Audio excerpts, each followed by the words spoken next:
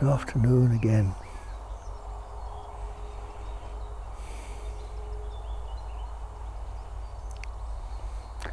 And what could be more natural than just to let the eyes gaze on this lovely field of seeding grass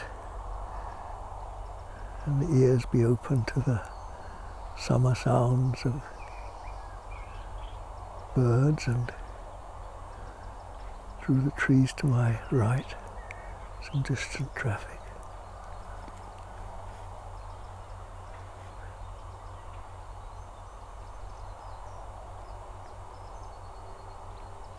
I've got a few rather brief questions today, but actually perhaps we can develop one or two of them.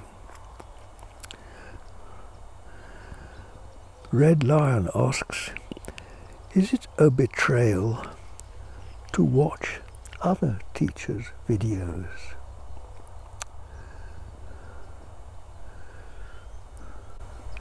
Well, I'm touched that Red Lion should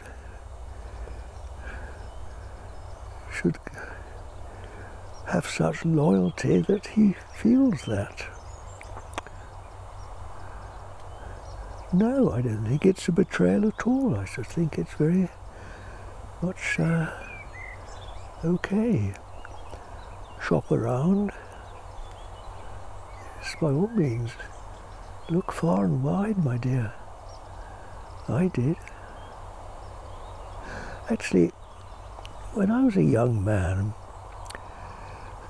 I was brought up in a Christian, I was educated in a Christian school. So I didn't really know anything else about other religions or philosophies. And I think probably like a lot of people at that time brought up in that tradition, I felt a certain unease when I opened my first books on other religions. In fact, discovered there were other religions, such as Buddhism, and I remember all sorts of exciting things turned up that I'd never thought of. Islam and Zoroaster and Chinese thinkers.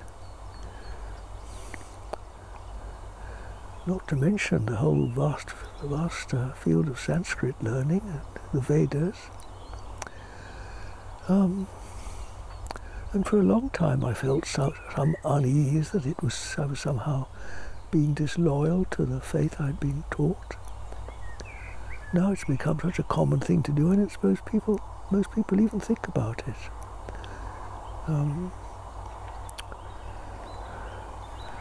Well, the only disadvantage of it is that one may end up so confused you don't know which one to choose, and end up choosing none of them.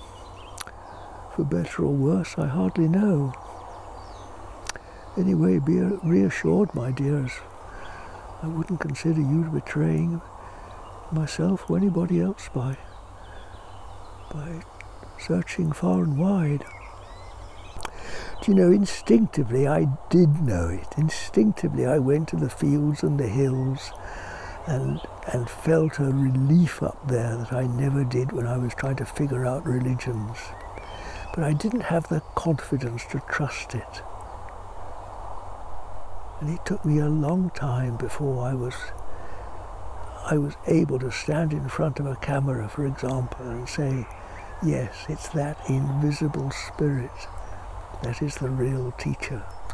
And all philosophies, all religions, all man-made anythings, including YouTube videos, are but second-hand representations, imperfect representations of it. Well, if you can find and trust that ever-present stillness here now, in sufficient reality to outweigh all the alternatives, well, one result of that, you wouldn't have any more questions.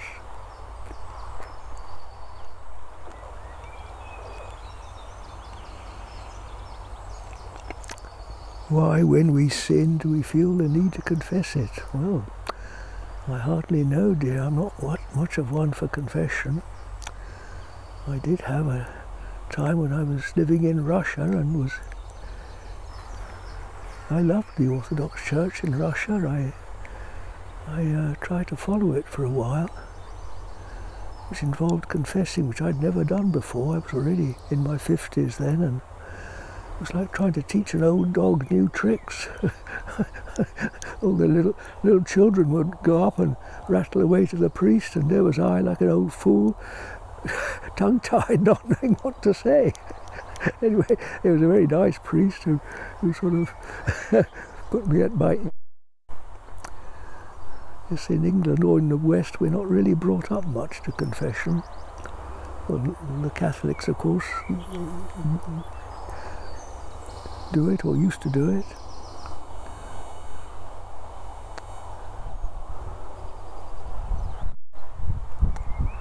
What can I say?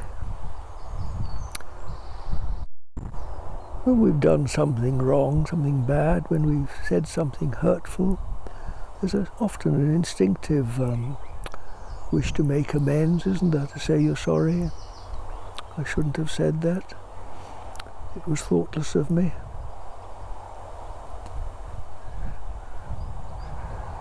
We don't always, in fact very seldom do we fully realize the extent of our sinfulness, of all the harmful consequences of turning away from God as we do. So really, the deeper we realize the darkness of the human condition,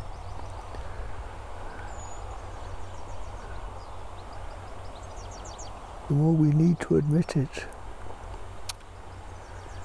Well, I've never been one for admitting it to another man, but in my own heart, and I do.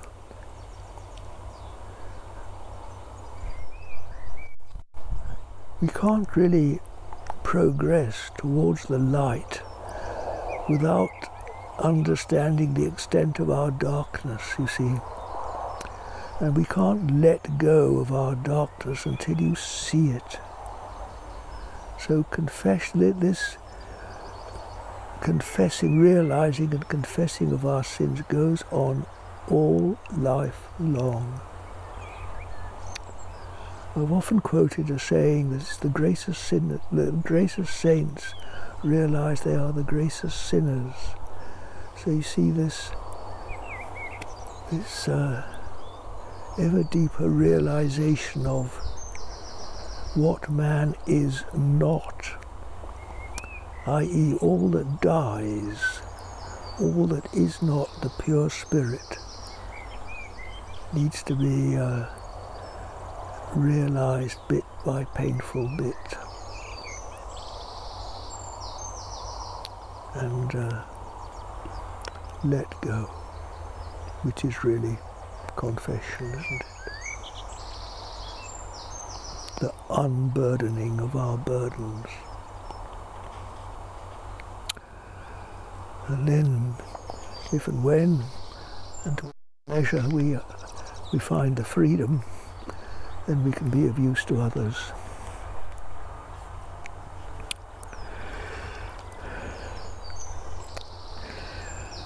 And then a little question, which is a real perennial, everybody always asks it, and I never know what the right answer is. Do you believe in reincarnation? Well, one thing I can say, I don't believe in believing in anything. It's like if you ask me what do I think of anything, I'll evade that question because I distrust anything that I or anybody else thinks. And similarly, I've got no time for believing or not believing in anything. I'd much rather be present with my feet on the ground, look and listen around me and see what I see and hear what I hear. And I advise you to do the same. And a lot of these questions will then just be common sense to you. Look how this grass field, I'm old enough to have seen 83 years of grass coming to seed like this in midsummer. Each year it dies down or is cut for hay. Cattle move in and graze the fields. And then next summer it all happens all over again. What's that if not reincarnation?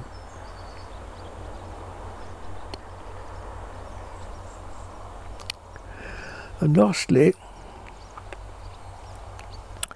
this is a question that we can get our teeth into. And it's by a young person whose dog has just died, and who writes a heartfelt letter about what can we do for those who die. Do you know, when I was a young farmer, actually it was in a farm just over there, I kept pigs at one time. There was an old stable block, you can see it just over there. And of course pigs produce many progeny, and progeny grow fat, and time comes when they have to be sold. And of course I loved my animals. It was always upsetting time when they had to go and be killed. But I started, because this would happen regularly every few months, and I started going with them to the slaughterhouse, which was in the town, not so far away. And as it seemed to me, sort of holding their hands as they went through the process of being killed. With pigs, it was a matter in those days of being stunned with a sort of an electric shock, and then they was strung up and had their throat slit.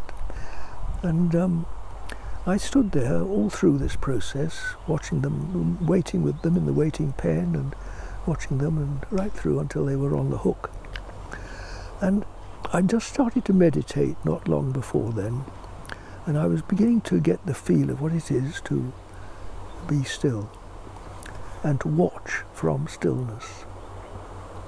And of course I wasn't as sure about it then as I am now, but I was sure enough to feel that this was the best thing I could do for these animals.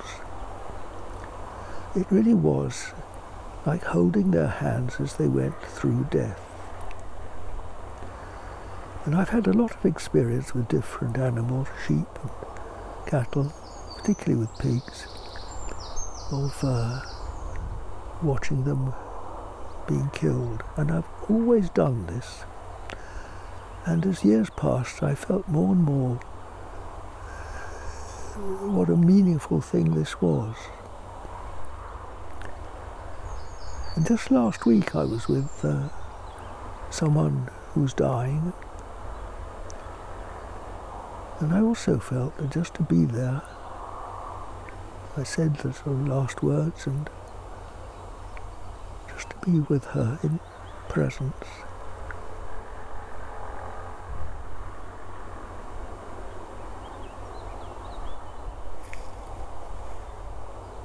Perhaps just watching this video with me now, you can feel that the words die away, don't they? There's just this presence. All things in this world pass away, and yet this presence, which really is the spiritual reality of the person or the pig or the grass, seeding grass, is the eternal spirit, the soul in everything. That of course is indestructible. It's not subject to space and time. It is eternal. And it's what in its true essence everything is.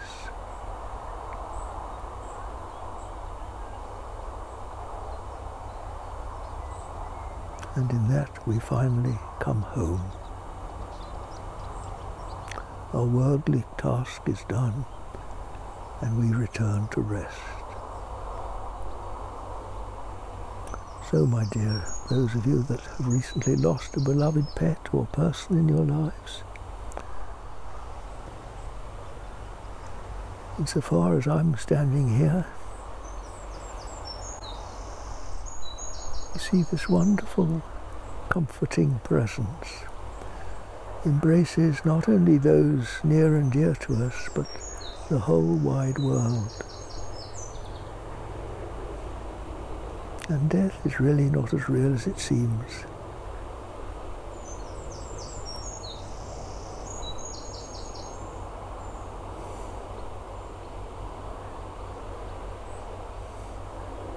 Just see it for yourselves.